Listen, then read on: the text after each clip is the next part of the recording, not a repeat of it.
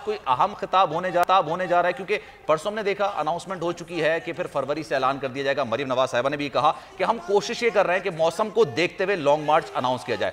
पहला सवाल। दूसरा ये कि क्या बिलावल भुट्टो जरदारी लॉन्ग मार्च का हिस्सा होंगे और आज क्यों नहीं है इस रैली में बिलावल भुट्टो जरदारी साहब?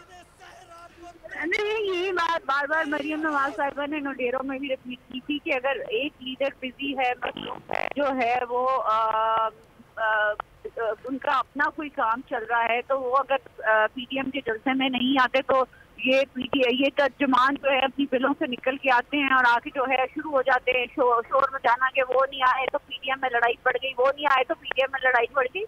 बात यह है कि देखिए, जो बंदा जितनी तेजी से हम लोग रैलियां कर रहे हैं और जितनी तेजी से रिस्पॉन्स आ रही है आवाम की, इस वजह से जो है कुछ लीडर्स जो है उस नहीं आ सकते। कुछ लेकिन माइजा साहिबा, सीईसी का जो इजलास हुआ था पीपल्स पार्टी का, उसके बाद यही बातें की जा रही थी, दरारें हैं या कोई क्या जी। देखिए माइजा साहिबा, जब सीईसी का इजलास हुआ पीपल्स पार्टी का, उसके बाद जो फैसले सामने आए तो बातें यही की जा रही थी हुकूमत की जानिब से भी कि फूट पड़ गई है और पीपल्स पार्टी लग भी ऐसा ही रहा था कि एक स्टेप पीछे चली गई है। तो क्या उसी वजह से आज बिलावल भुट्टो जरदारी शिरकत नहीं कर रहे?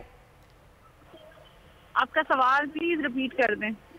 अच्छा, जो सेंट्रल एग्जीक्यूटिव कमेटी का जो इजलास हुआ था पाकिस्तान पीपल्स पार्टी का, उसके बाद जो कॉन्फ्लिक्ट सामने आया था सेनेट में हिस्सा लेने, सेनेट के इंतखाबात में, ज़िमनी इलेक्शंस में हिस्सा लेने, मरीम नवाज साहिबा का जो कि अखबारात रिपोर्ट कर रहा है, जो मीडिया रिपोर्ट कर रहा है, उनका कॉन्फ्लिक्ट था कि इनको नहीं करना चाहिए, इसमें नहीं जाना चाहिए। पीपल्स पार्टी या बिलावल भुट्टो जरदारी का मौक़िफ़ ये था कि नहीं जाना चाहिए, फिर आखिर में फैसला हुआ कि वो तो जाएंगे। तो क्या ये वजह बनी है जिस वजह से आज बिलावल भुट्टो जरदारी मौजूद यहाँ पर नहीं है?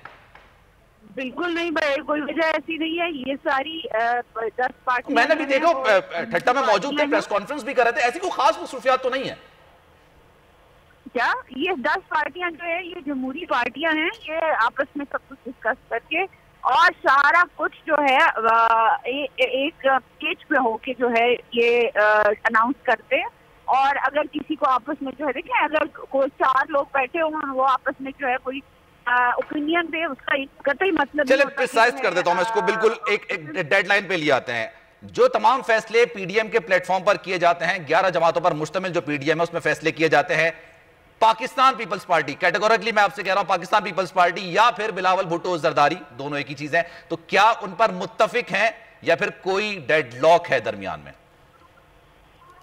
कोई डेडलॉक नहीं है, किसी किस्म की जो है वो तनाजा नहीं है। बिलावल, अगर आज नहीं बिलावल भुट्टो आए तो अगले जलसे में बिलावल भुट्टो आ जाएंगे। तो अगर मौलाना आजमी आ जाए हैं तो अगले जलसे में अगर वो ना आ सके तो इसका मतलब ये है कि जो है कोई दरार पड़ गई है। ये जो है ख्वाहिशात है हुकूमत की, ये चीज टूटने वाली नहीं है। ये 10 जमातें हैं और 10 जमातें जो है ना, ये खौफ बन गई है हुकूमत के लिए और हुकूमत बहुत सख्त डरी हुई है कि आवाम जो है इनका साथ दे रही है और आवाम की है।